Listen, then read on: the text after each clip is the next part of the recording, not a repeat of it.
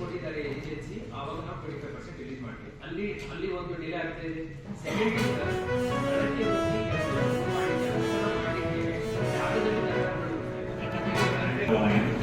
ದ್ವಿಚಕ್ರ ವಾಹನಗಳನ್ನು ಸಂಬಂಧಿಸಿದ ಶಾಸಕರೊಂದಿಗೆ ಸಮಾಲೋಚಿಸಿ ವಿತರಿಸುವ ವ್ಯವಸ್ಥೆಯನ್ನು ಮಾಡಬೇಕು ಅಂತ ನಿರ್ದೇಶ ನೀಡಿದರು.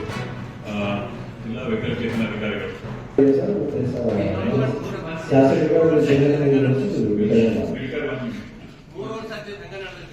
ಶುರು ಮಾಡಿಸ್ತಿದ್ದೆ. ಓಕೆ, ದೀಪಕ್ ಸರ್ ನೀವೇನು ಹೇಳ್ತಾ ಇದ್ದೀರಿ ಹೇಳಿ. ಕಂಪ್ಲೇಂಟ್ಸ್ ಸ್ಮಾಲ್ ಸಬ್ಮಿಷನ್ ಸರ್, ಈಗ ನಾವು ಯಾವ್ದು ಮಾತಾಡ್ತಾ ಇದ್ದೀವಿ, it's very very serious matter. ವಿಕಲಚೇತನ ಮತ್ತು ಹಿರಿಯ ನಾಗರಿಕರಿಗೆ ಮಾತಾಡ್ತಾ ಇದ್ದೀವಿ. ಅವ್ರ ಬಗ್ಗೆ ಅತ್ಯಂತ ಪ್ರಿಯಾರಿಟಿಯಲ್ಲಿ ಕೆಲಸ ಮಾಡಬೇಕು. ಅಲ್ಲಿ ವಿಚಾರ ಬಂದಿರತಕ್ಕಂಥದ್ದು ಈ ವರ್ಷದ ಮಾಡ್ತಾ 25 ಮುಗಿದ್ರೆ 25-26 ನಡೀತಾ ಇದೆ. ಈಗ ವಾಯಾರೋಗ್ಯ ಕೊಟ್ಟು ಅದನ್ನು ನೀವು ಒಪ್ಕೊಂಡಿದ್ರಿ. ಆಮೇಲೆ ತಪ್ಪಾಗಿದ್ದು ಆರೋಪಗಳು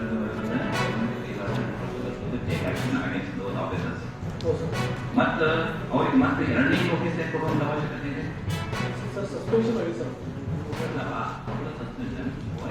ಮತ್ತೆ ಸೆಕೆಂಡ್ ನೋಟಿಸ್ ಕೊಡುವಂಥ ಅವಶ್ಯಕತೆ ಇದೆ. ಅವ್ರು ತಪ್ಪಂತೆ already when it is proved. ಇಲ್ಲ ಸರ್, ಅದು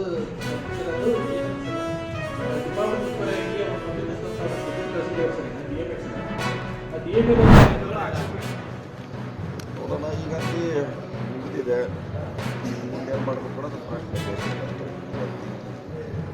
ಪೂರ್ಣ ಪ್ರಮಾಣ ಇದಾಗ್ತಿದ್ದೆಲ್ಲ ನಿರೀಕ್ಷೆ ಮಾಡಿದ್ರು, ಅದಾಗಿಲ್ಲ. ಸೊ ಇಷ್ಟಕ್ಕೆ ಸ್ಥಗಿತಗೊಂಡಿದೆ. ಮುಂದೆ ದೇಶವನ್ನು ಯಾವ ರೀತಿ ಕಟ್ಟಬೇಕು, ಬೆಳೆಸಬೇಕು ಅನ್ನೋದು ದೇಶಕ್ಕೆ ಇಂದಿರಾ ಗಾಂಧಿ 1971ರಲ್ಲಿ ಏನು ನಾವು ಮಾಡಿದ್ರು ಅದೇ ಮಾದರಿಯಲ್ಲಿ ಮೋದಿಯವರು ಮಾಡಬೇಕಾಗಿತ್ತು ಅನ್ನೋ ಒಂದು ವಿಚಾರ ಅದು ಭಾಳ ಜನ ಇದೆ. ಅದು ಅವರು ಸ್ವಂತ BJP ಅವರು ಅದ್ರ ಬಗ್ಗೆ ಟ್ವೀಟ್ ಮಾಡ್ತಿದ್ದಾರೆ, ವಾಟ್ಸಪ್ನಲ್ಲಿ ಹಾಕ್ತಿದ್ದಾರೆ. ಇದನ್ನು ನಿಲ್ಲಿಸಬಾರ್ದು ಅಂತ ಭಾಳ ಜನ ಅಭಿಪ್ರಾಯ, ಇನ್ಕ್ಲೂಡಿಂಗ್ BJP ಅವರು. ಅವ್ರು ಹಿಂಗಿಂತಿದ್ದು ಹಿಂಗಿಂದ ಮಾಡಬೇಕಾಗುತ್ತೆ ಸರ್. ಮಧ್ಯಪ್ರವೇಶ ಮಾಡಿದ್ದಕ್ಕೆ ಆಕ್ಷೇಪ ಇದೆ ಸರ್ ಟ್ರಂಪ್ ಅವರು.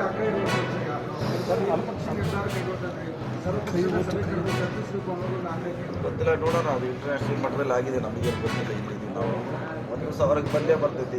ಯಾಕೆ ಮಧ್ಯಸ್ಥಿಕೆ ವಹಿಸಿದ್ರು, ಯಾರು ಅವರಿಗೆ ರಿಕ್ವೆಸ್ಟ್ ಮಾಡ್ಕೊಂಡಿದ್ರು ಅನ್ನೋದು ಒಂದು ದಿವಸ ಯಾವಾಗಲೂ ಯಾರು ಅವರಿಗೆ ರಿಕ್ವೆಸ್ಟ್ ಮಾಡೋದು ಹೊರಗೆ ಬರ್ತೈತೆ. ನೋಡೋಣ, ಕಾಲ್ ಮಾಡ್ತೀವಿ ಸರ್. 24 ಜನರಿಗೆ 26 ಜನರಿಗೆ ಈಗ ನ್ಯಾಯ ಸಿಗ್ತಾ ಅಂತೀರಾ ಸರ್? ಇಲ್ಲ, ಸಿಕ್ಕಿಲ್ಲ. ಮಾಹಿತಿ ಖಂಡಿತವಾಗಿ ಸಿಕ್ಕಿಲ್ಲ. ಸೊ ಅದಕ್ಕೆ ಮತ್ತೆ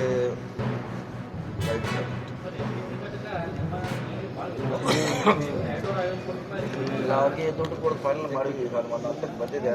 ಅವ್ರು ದುಡ್ಡು ಅಂತ ಒಂದು CM ಕೂಡ ಒಪ್ಪಿದ್ದಾರೆ.